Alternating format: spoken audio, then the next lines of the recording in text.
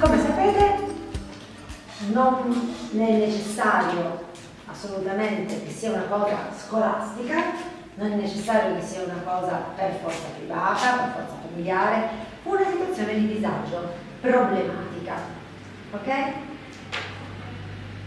Dovete scriverla sul vostro foglietto, poi le raccolgo, poi le leggeremo una ad una, cercherete di indovinare chi l'ha scritto e chi di voi ha un'idea, un suggerimento, una possibile soluzione per trovare una strada alternativa a quella condizione di disagio, la suggerisce alla compagna o al compagno.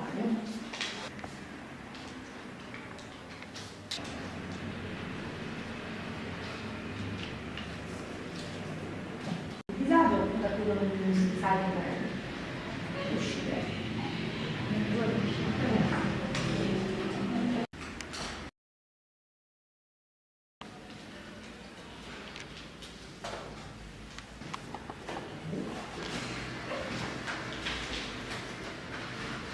Che un prof l'abbia proprio con me.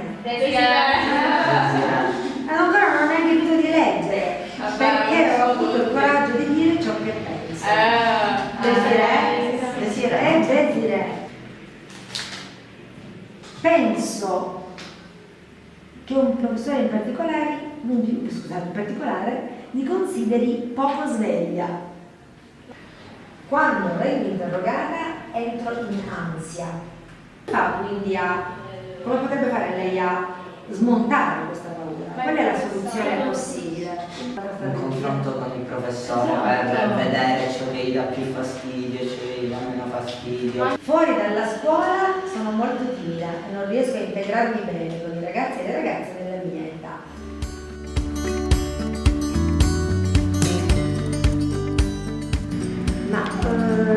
Una delle motivazioni mi sembrava molto adatta alla fascia d'età di riferimento. I miei alunni e le mie alunne, avendo 15 anni, sono sicuramente più portati a parlare delle loro emozioni attraverso delle frasi e poi confrontarle eventualmente con i compagni e le compagne piuttosto che altre tecniche che mi sembravano un po' puerili rispetto alla fascia d'età, quindi tendenzialmente penso che sia la più indicata per la loro fascia d'età.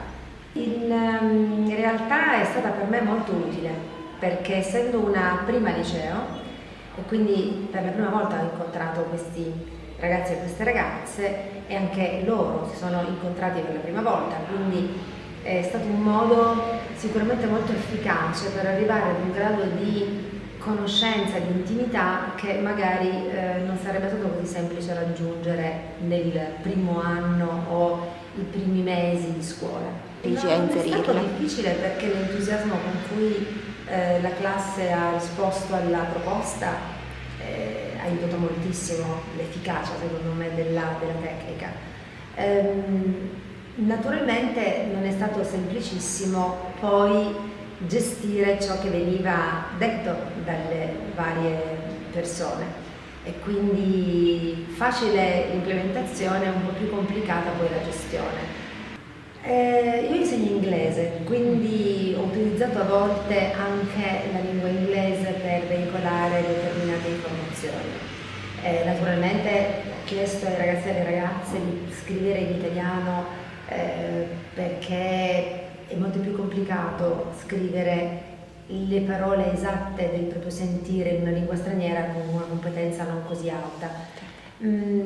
Però durante tutto il corso dell'anno, durante l'applicazione delle varie tecniche, l'appello delle emozioni per esempio, anche il video delle emozioni, ho utilizzato a volte la lingua straniera, quindi c'è stata anche una competenza linguistica che è stata in qualche maniera allenata. Molto positivo.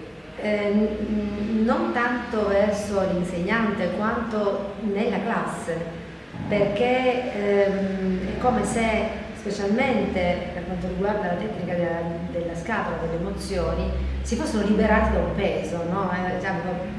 C'era proprio questa sensazione.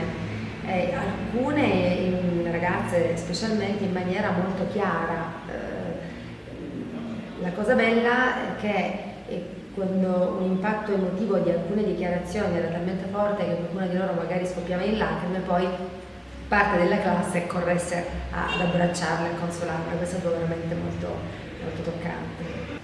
La cosa a mio avviso più importante è trovare in una classe un team di colleghi e colleghe che vogliono sperimentare le tecniche della didattica delle emozioni, perché è importante il lavoro di squadra, altrimenti diventa soltanto una docente o un docente che struttura le lezioni in un modo magari accattivante, anche interessante per la classe, ma non così efficace, così come potrebbe invece essere il lavoro di un team. Quindi questo dovrebbe essere importante. L'esperienza è stata positiva comunque, perché secondo me ha aiutato anche a scoprire i problemi degli altri e a sua volta aiutarli comunque in questi problemi. Sì, è stato interessante perché non sempre accadono questo genere di opportunità, di esperienze, quindi comunque secondo me è stato positivo. Sì, comunque anche per me è stata abbastanza positiva, poi abbiamo fatto diversi progetti sulle scatole di emozioni anche con altri professori e abbiamo toccato anche dei temi importanti nella nostra società, perciò anche abbiamo parlato dell'omosessualità oppure la differenza, discriminazioni di ogni genere, e questo comunque ci ha fatto riflettere e anche ci ha aperto anche nel confronto con i nostri compagni, con i professori. Comunque anche ci ha fatto conoscere comunque appunto i problemi degli altri, come affrontarli. Allora, per me è piaciuto di più il confronto sicuramente, i consigli degli altri che comunque ci hanno aiutato a tutti. Di meno, saprei, forse magari un po' la timidezza degli altri. Per te?